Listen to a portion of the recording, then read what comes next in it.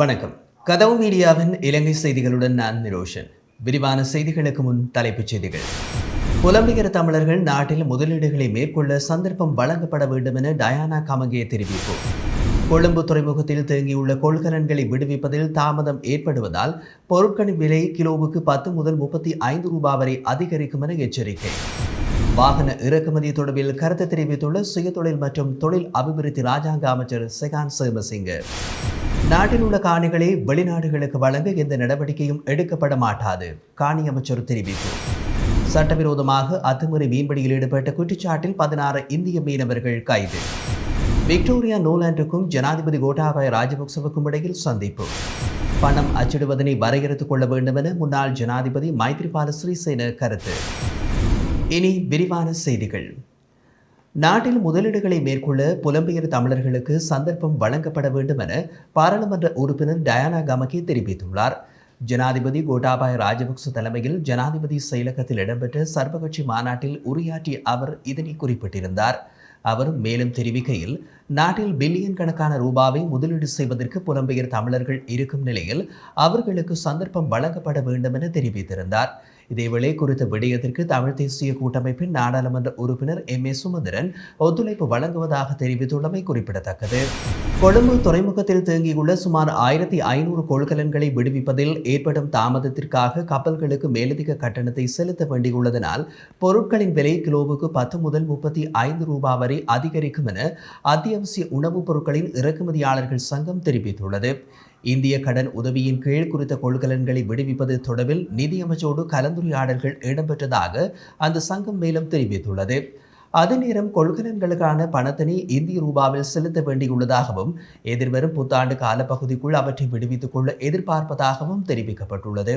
இதேவேளை இலங்கையின் கெரவலப்பட்டி முனையத்தில் போதுமான அளவு சமையல் எரிவாயு கையிருப்பு உள்ளதாக லிட்ரோ எரிவாயு நிறுவனத்தின் தலைவர் தெரிவித்துள்ளார். எனினும் எரிவாயு தட்டுப்பாடு காரணமாக அதனை பெற்றுக்கொள்ள மக்கள் தொடர்ந்து வரிசையில் நிற்கும் சம்பவங்கள் பதிவாகி வருகின்றது. சில இடங்களில் வரிசைகளில் மக்கள் நின்றாலும் பாதி பேருக்கு எரிவாயு கொள்கலன்கள் கிடைப்பதில்லை. இதனால் மக்கள் மோதலில் ஈடுபடும் சூழல் ஏற்படுகின்றது. மேலும் அடுத்த 10 நாட்களுக்குள் நாடளாவிய ரீதியில் 1 மில்லியன் எரிவாயு சிலிண்டர்கள் விநியோகிக்கப்படும் என அவர் மேலும் தெரிவித்துள்ளார். நாட்டில் தற்போது ஏற்பட்டுள்ள டொலர் நெருக்கடி முடிவுக்கு வந்ததன் பின்னரே வாகனங்கள் மற்றும் அத்தியாவசிய பொருட்கள் என்பவற்றை இறக்குமதி செய்ய அனுமதி வழங்கப்படும் என தெரிவிக்கப்பட்டுள்ளது. சமுர்த்தி வதிவிட பொருளாதார நுண்ணிதிய சுயதொழில் மற்றும் தொழில் அபிவிருத்தி ராஜாங்க அமைச்சர் செகான் சேமசிங்க நாடாளுமன்றத்தில் உரையாற்றிய போது இதனை குறிப்பிட்டுள்ளார். இதன்போது அவர் மேலும் தெரிவிக்கையில், வாகன இறக்குமதி தொடர்பில் பல யோசனைகள் முன்வைக்கப்பட்ட போதும் தற்போதைய நெருக்கடி நிலைமைகளை கருத்தில் கொண்டு அரசாங்கம் அத்தியாவசிய பொருட்களை மாத்திரம் இறக்குமதி செய்வதற்கு முன்னுரிமை அளித்து வருகின்றது. அத்துடன் வாகனங்களை இறக்குமதி செய்வதற்கு அரசாங்கத்தினால் இதுவரையில் எந்த அனுமதியும் வழங்கப்படவில்லை. எனினும் நாட்டுக்குள் டொலர் பிரச்சினை தீர்ந்ததன் பின்னர் வாகனங்கள் மற்றும் அத்தியாவசியமற்ற பொருட்களை இறக்குமதி செய்ய அனுமதி வழங்கப்படும் என்றார். இலங்கையில் உள்ள காணிகளை வெளிநாடுகளுக்கு வழங்க எந்த நடவடிக்கையும் எடுக்கப்பட மாட்டாது என காணி அமைச்சர் எஸ்.எம். சந்திரசேன தெரிவித்துள்ளார். காணி அபிவிருத்தி கட்டளை சட்டத்தின் கீழான ஒழுங்குமுறைகள் தொடர்பான விவாதத்தில் உரையாற்றும் போதே அவர் இவ்வாறு தெரிவித்துள்ளார். இது தொடர்பாக தொடர்ந்தும் குறிப்பிட்ட அவர், நாட்டில் நிலவும் காணி பிரச்சினைகளுக்கு தீர்வு காண அரசாங்கம் செயற்பட்டு வருவதாகவும் நாட்டை அபிவிருத்தி செய்வதற்கு காணி உரிமை மிகவும் அவசியமானது எனவும் அவர் கூறினார். இந்த நாட்டில் பிறந்த எவருக்கும் ஒரு நிலத்தில் வாழ உரிமை உண்டு. அந்த வகையில் காணி அமைச்சுடன் இணைந்து நடமாடும் சேவைகளை மேற்கொண்டு மக்களின் காணி பிரச்சனைகளுக்கு தீர்வு காண முயன்று வருகின்றோம். நாட்டை அபிவிருத்தி செய்யும் போது இந்த உரிமை தேவை. ஆனால் MCC போன்ற ஒப்பந்தத்தின் கீழ் இலங்கை காணிகளை அமெரிக்காவுக்கு ஜனாதிபதி வழங்கப் போவதில்லை என்றும் அவ்வாறான உடன்படிக்கைக்கு காணிகளை வழங்குவது நான் காணி அமைச்சராக இருக்கும் வரை நடைபெறாது என்றும் தெரிவித்தார். இலங்கை கடற்பரப்புக்குள் சட்டவிரோதமாக அத்துமீறி மீன்பிடியில் ஈடுபட்ட குற்றச்சாட்டில் 16 இந்திய மீனவர்கள் கைது செய்யப்பட்டுள்ளதாக தெரிவிக்கப்படுகின்றது. அதன்படி நெடுந்தீவு அருகே மீன்பிடியில் ஈடுபட்ட 4 இந்திய மீனவர்களையும் அதேபோல் இரணைத்தீவு அருகே அத்துமீறி மீன்பிடியில் ஈடுபட்ட 12 இந்திய மீனவர்களுமே இவ்வாறு கைது செய்யப்பட்டுள்ளார்கள். நெடுந்தீவு அருகே கைது செய்யப்பட்டவர்களையும் ஒரு படகையும் மயிலடி துறைமுகம் அழைத்து வந்த கடற்படையினர் கடல் தொழில் மற்றும் நீரியல் வளத்துறை திணைக்களத்திடம் ஒப்படைக்க நடவடிக்கை எடுத்துள்ளார்கள். மேலும் இரணைத்தீவு அருகே கைது செய்யப்பட்ட 12 மீனவர்களும் முழங்காவில் கடற்படை முகாமிற்கு அழைத்து வரப்பட்டுள்ளதோடு அவர்களையும் கடல் தொழில் மற்றும் நீரியல் வளத்துறை திணைக்களத்திடம் ஒப்படைக்க நடவடிக்கை எடுத்துள்ளதாக தெரிவிக்கப்பட்டுள்ளது. இலங்கைக்கு விஜயம் மேற்கொண்டுள்ள அமெரிக்க ராஜாங்க திணைக்களத்தின் அரசியல் விவகாரங்களுக்கான உதவி ராஜாங்க செயலாளர் விக்டோரியா நோலண்டுக்கும் ஜனாதிபதி கோட்டாபய ராஜபக்சவுக்கும் இடையில் சந்திப்பு ஒன்று இடம்பெற்றுள்ளது. ஜனாதிபதி செயலகத்தில் இடம்பெற்ற குறித்த சந்திப்பில் சர்வகட்சி மாநாட்டில் முன்வைக்கப்பட்ட விடயங்கள், அதன் முன்னேற்றம், தமிழ் தேசிய கூட்டமைப்புடன் நடைபெறவுள்ள கலந்துரையாடல் தொடர்பில் ஜனாதிபதி விளக்கியதாக கூறப்படுகின்றது. இதன்போது கருத்து வெளியிட்ட ராஜாங்க செயலாளர் விக்டோரியா நோலண்ட் புலம்பெயர் மக்களோடு பேச்சுவார்த்தைகளை நடத்துவதன் முக்கியத்துவத்தை கூறினார். இந்த நிலையில் வடமாகாணத்தின் அபிவிருத்தியில் முதலீடு செய்யுமாறு புலம்பெயர் தமிழர்களை அழைத்துள்ளதுடன் அவர்களுடன் கலந்துரையாடல்களை மேற்கொள்ள ஆர்வமாக உள்ளதாகவும் ஜனாதிபதி தெரிவித்திருந்தார். தொடர்ந்தும் அமெரிக்காவில் உள்ள பசுமை தொழில்நுட்பத்தை இலங்கைக்கு அறிமுகப்படுத்தவும், இணையம் மற்றும் தகவல் தொழில்நுட்ப துறையின் வளர்ச்சிக்கு ஆதரவளிக்கவும் நடவடிக்கை எடுக்கப்படும் என விக்டோரியா நோலண்ட் தெரிவித்தார். அத்துடன் நாட்டின் பொருளாதார நெருக்கடி காரணமாக சர்வதேச நாணய நிதியத்திடம் செல்ல தீர்மானித்துள்ள முடிவுக்கு பாராட்டு தெரிவித்த விக்டோரியா நோலண்ட் பயங்கரவாத எதிர்ப்பு சட்டத்தின் திருத்தம் ஆகியவற்றுக்கும் பாராட்டு தெரிவித்துள்ளார். வெளிநாடுகளின் ராஜதந்திரிகளை அழைத்து மாநாடு நடத்தப்பட வேண்டும் எனவும் வெளிநாட்டு முதலீடுகளை பெற்றுக்கொள்ள நடவடிக்கை எடுக்கப்பட வேண்டும் எனவும் ஸ்ரீலங்கா சுதந்திர கட்சியின் தலைவரும் முன்னாள் ஜனாதிபதியுமான மைத்ரிபால சிறிசேன குறிப்பிட்டுள்ளார். தொடர்ந்தும் அவர் குறிப்பிடுகையில், நாட்டின் தற்போதைய நிலைமைகளை நெருக்கடி நிலைமையாக பிரகடனம் செய்து மக்களுக்கு உண்மை நிலையினை வெளிப்படுத்த வேண்டும். அத்துடன் பணம் அச்சிடுவதனை வரையறுத்துக் கொள்ள வேண்டும் என்பதோடு இறக்குமதியின் போது முன்னுரிமை அடிப்படை பின்பற்றப்பட வேண்டும் எனவும் குறிப்பிட்டுள்ளார். இதேவழி வெளிநாட்டு கடன்களை மறுசீரமைக்கும் நடவடிக்கைகள் எடுக்கப்படுவதன் மூலம் வெளிநாடுகளில் இருந்து நேரடி முதலீடுகளை பெற்றுக்கொள்ளலாம் என்றும் அவர் தெரிவித்துள்ளார்.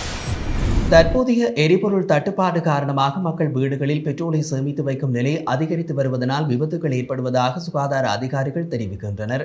கொழும்பு தேசிய வைத்தியசாலையின் பிளாஸ்டிக் சத்திர சிகிச்சை நிபுணர் கயான் முனுசிங் இந்த விடயத்தினை சுட்டிக்காட்டியுள்ளார். சுகாதார மேம்பாட்டு பணியகத்தில் நடைபெற்ற ஊடகவியலாளர் சந்திப்பில் கலந்து கொண்டிருந்த போதே அவர் மேற்கண்டவாறு தெரிவித்துள்ளார். இவ்வாறானதொரு ஆபத்து நிலைமை தற்போது பொறுப்பேற்ற செயல்களினால் அதிகரித்து வருகின்றது. எரிபொருட்களை சேமித்து வைப்பதற்கு எரிபொருள் நிரப்பு நிலையங்களில் விசேட பாதுகாப்பு நடவடிக்கைகள் மேற்கொள்ளப்பட்டிருக்கும். எனினும் வீடுகளில் அவ்வாறான பாதுகாப்பு நடவடிக்கைகள் இருக்காது. இந்த நிலையில் எரிபொருட்கள் வாயுவாக வீடுகளில் நிறையும் போது தீக்குச்சிகளை பற்ற வைப்பதனால் மிகப்பெரிய ஆபத்து காத்திருக்கும் என்றார். இதேவேளை பெட்ரோல் தொடர்பான காயங்கள் காரணமாக நாளொன்றில் ஒருவரை காப்பாற்ற முடியாத நிலைமை கொழும்பு தேசிய வைத்தியசாலையில் பதிவாவதாகவும் வைத்தியர் கயான் முனுசிங்க தெரிவித்துள்ளார்.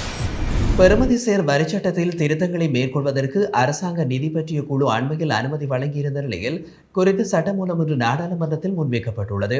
வரவு செலவு திட்ட பரிந்துரைகளை நடைமுறைப்படுத்தவும், கடந்த ஆண்டு டிசம்பர் மாதம் அமைச்சரவை பத்திரத்தில் குறிப்பிட்டுள்ள வரி கொள்கை முன்மொழிவுகளை நடைமுறைப்படுத்தவும் இந்த சட்டமூலம் தயாரிக்கப்பட்டது. இதற்கமைய கடந்த ஜனவரி 1 முதல் நடைமுறைக்கு வரும் வகையில் நிதி சேவை வழங்கலுக்கு பெறுமதிசேர் வரியானது 15% 18% அதிகரிக்கப்படுகிறது. அதே நேரம் மக்களுக்கான அவசர சூழலின் போது அரசாங்க வைத்தியசாலைகள், சுகாதார அமைச்சு ஆகியவற்றுக்கு வழங்கப்படும் வைத்திய உபகரணங்கள் மற்றும் ஔடத நன்கொடைகளுக்கு பெறுமதிசேர் வரி விலக்களிப்பு செய்யப்படவுள்ளது. இதேவழி வரி அதிகரிப்பு அல்லது குறைப்பு செய்வதாயின் அது குறித்து பொருளாதார மதிப்பாய்வு மேற்கொள்ளப்பட வேண்டும் என்பது அரசாங்க நிதி பற்றிய குழு உறுப்பினர்களின் நிலைப்பாடு என்பதும் குறிப்பிடத்தக்கது. சிங்கள மக்கள் துன்பப்படுவதையும் வரிசைகளை நிற்கும் போது அவர்களை காப்பாற்ற முடியாமல் போவதையும் நாம் ஏற்றுக்கொள்ளவில்லை. மாறாக அவர்களுக்காக நாம் அனுதாபப்படுகின்றோம் என நாடாளுமன்ற உறுப்பினர் ஸ்ரீதரன் தெரிவித்துள்ளார். நாடாளுமன்றத்தில் கருத்து தெரிவிக்கும் போதே அவர் இந்த விடயத்தை கூறியுள்ளார். அவர் மேலும் தெரிவிக்கையில், குறித்த விடயங்களும் சரி, கடந்த கால அமைதியின்மைகளின் போது விமான எறிகணைகளுக்கும் ஏனைய எறிகணைகளுக்கும் எமது தமிழ் மக்கள் உயிர் சேதமான போது அதனை ஒரு நாட்டின் விடுதலையாக, தேசத்தின் விடுதலையாக கருதினார்கள். இந்த நிலையில் சர்வதேச மட்டத்தில் குறித்த இனவழிப்பு செயற்பாட்டை மறைத்த இலங்கை அரசாங்கம் தற்போது அதன் விளைவுகளை சந்தித்து வருகின்றது. எனினும் சிங்கள மக்கள் துன்பப்படுவதனை நாம் ஏற்றுக்கொள்ளவில்லை என்றார். இதேவேளை நீங்கள் புலிகள் அமைப்பின் தலைவரின் காலத்தில் அவரிடம் நாட்டை கொடுத்திருக்கலாமே என சிங்கள பெண்கள் கேட்பதாகவும் ஸ்ரீதரன் நாடாளுமன்றத்தில் சுட்டிக்காட்டினார். அரசாங்கத்தின் 11 பங்காளி கட்சிகளின் பிரதிநிதிகள் இன்று தலதா மாளிகைக்கு சென்று அஸ்கிரிய மற்றும் மல்பத்துப்பீடு மகாநாயக தேரர்களை சந்திக்க உள்ளதோடு அவர்களிடம் ஆசி பெற உள்ளதாகவும் தெரிவிக்கப்படுகின்றது. இதன்போது முன்னாள் அமைச்சர்களான விமல் வீரவங்ச, உதய கம்மன்பில மற்றும் அமைச்சர் வாசுதேவ நாணயக்காரவும் பங்கேற்க உள்ளார். எனினும் தமது கட்சியின் பிரதிநிதிகள் இந்த சந்திப்பில் கலந்து கொள்ள மாட்டார்கள் என ஸ்ரீலங்கா சுதந்திர கட்சியின் பொதுச் செயலாளர் ராஜாங்க அமைச்சர் தயாசிரி ஜெயசேகர தெரிவித்துள்ளமை குறிப்பிடத்தக்கது. அந்த செய்திகளுடன் கதவு மீடியாவின் இலங்கை செய்திகள் நிறைவு பெறுகிறது. எமது அடுத்த செய்தி மாலை நேரத்தில் பதிவேற்றம் செய்யப்படும்.